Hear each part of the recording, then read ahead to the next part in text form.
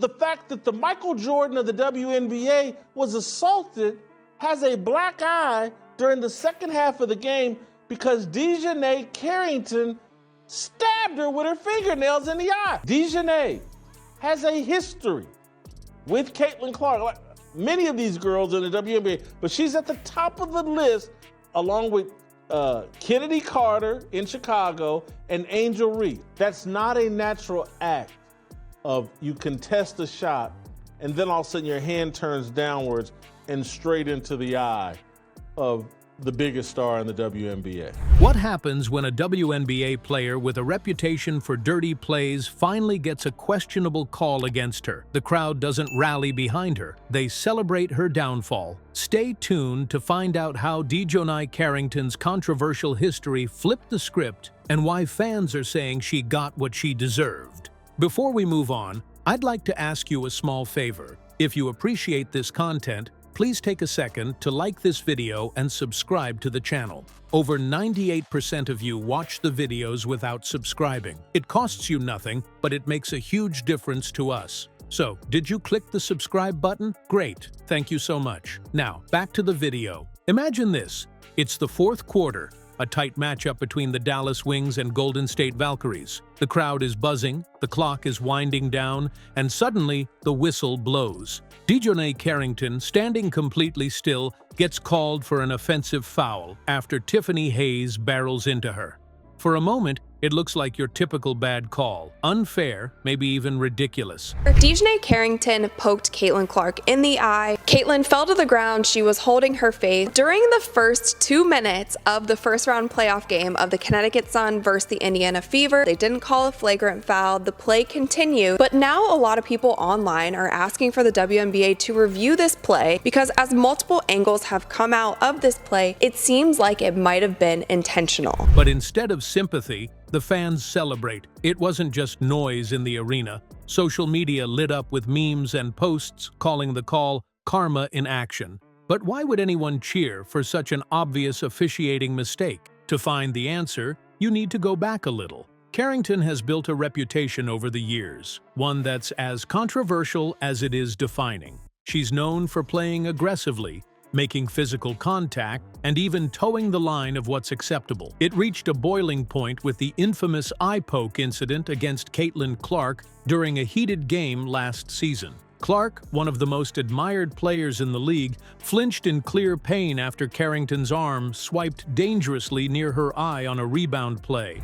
What could be more exhausting than the WNBA and this group of entitled, coddled, pampered? How dare someone ask Honey DiJonai a question? Don't you understand that they are the modern day Jesus Christ of America? Black women, the Yas queens, hear them roar, all because they hate this little white girl, and now they hate Christine Brennan, who is an ally to the WNBA and all these female athletes and has been for nearly 40 years. That moment didn't just earn Carrington criticism, it fueled a narrative. She wasn't just tough, she was seen as reckless. Fans began to see her less like a competitor and more like a troublemaker on the court. And it didn't stop there. Remember the incident with Gabby Williams? Carrington lunged for a loose ball that led to Williams sitting out multiple games with an injury. Or how about the rescinded flagrant fouls that had people calling her untouchable? These stories piled up, creating a perception that Carrington's aggressive style went overlooked by the refs far too often. Whether true or not, this perception has followed her. So when Tiffany Hayes drew contact and the foul went to Carrington, the story shifted. Comments like "justice served" weren't just about this one moment. They were about a history boiling over. Some called it karma. Caitlin Clark was assaulted yesterday in her very first playoff game in the WNBA. We've seen the animus directed at Caitlin Clark all year.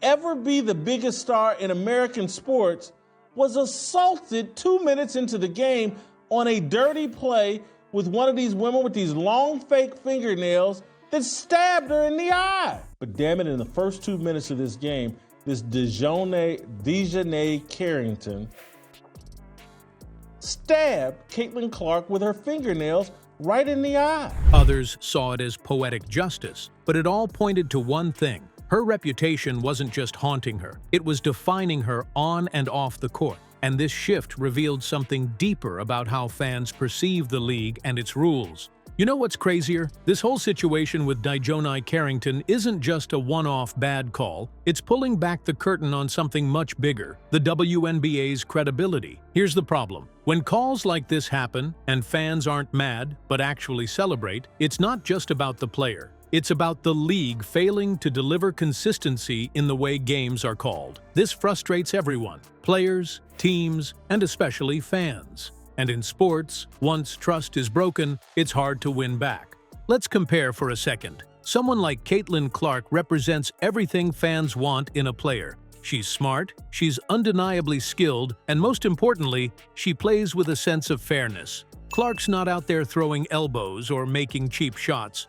When Carrington swiped at her and it turned into the infamous eye poke moment, people weren't just mad about a dirty play, they were furious that the refs didn't step in enough to protect Clark. And that's where the contrast gets sharp. Carrington's aggressive play versus not calling some of these fouls and not cracking down on some of these cheap shots and hard fouls that are so excessive, not only against Caitlin Clark, but against other players as well. People to be more excited in players other than Caitlin Clark. People want to see a fast-paced, high-scoring, long-range shooting game from these women. People should know right off the bat, it shouldn't be the first round of the playoffs that players think that they can still do this kind of thing to Caitlin Clark, to Angel Reese. Clark's sportsmanship. It highlights a larger issue about how the league rewards or ignores certain behaviors. Carrington's history hasn't helped. Moments like the injury to Gabby Williams keep coming up because they feed into this bigger narrative of favoritism. Fans have seen her escape harsh penalties, like those rescinded flagrant fouls, and it's frustrating. As a result, when something like this foul on Hayes happens, it feels less about mistakes and more about karma to those watching. But that's the issue. It's not just about Carrington. The WNBA loses credibility when its officiating turns into a guessing game. Experts often emphasize how consistency in officiating is one of the biggest factors in building fan trust. Stories like this Carrington moment don't just entertain people, they make them question if the league is playing favorites or failing to hold players accountable. The reaction to that call showed a key warning sign. When fans are more excited about calling out a player's past than they are about the fairness of the game, it's a red flag for the whole system. Carrington's foul wasn't just another moment in a heated game, it was a mirror reflecting the WNBA's challenges with fairness and consistency. Fans weren't just reacting to one missed call, they were questioning how the league handles aggressive play and officiating as a whole. It's a problem that goes beyond any single player. Will the WNBA take this as a wake-up call to improve accountability, not just for players like Carrington, but for the refs too? The future of women's basketball rests on moments like this. It's about trust. What kind of league does the WNBA want to become moving forward?